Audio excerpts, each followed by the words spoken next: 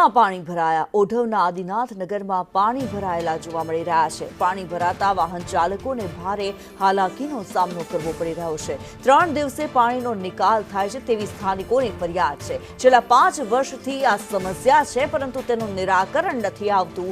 Corporator હોય કે ધારાસભ્ય કોઈ જ આવતું નથી તેવી ફરિયાદ સ્થાનિકો કરી રહ્યા છે.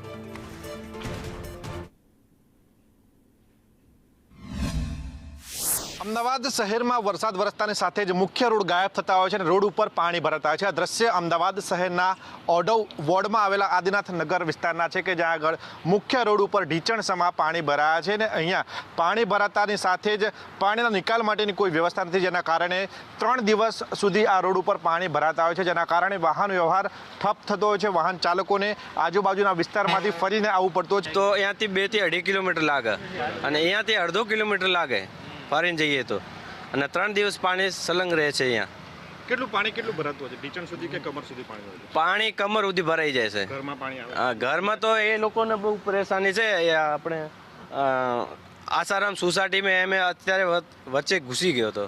આ સ્થિતિ છે અમદાવાદ શહેરની, જેને સ્માર્ટ સિટી કહેવામાં આવે છે. અને જ્યારે રોડ ઉપર પાણી ભરાતા છે ત્યારે 3 દિવસ પછી પાણીનો નિકાલ થતો હોય છે.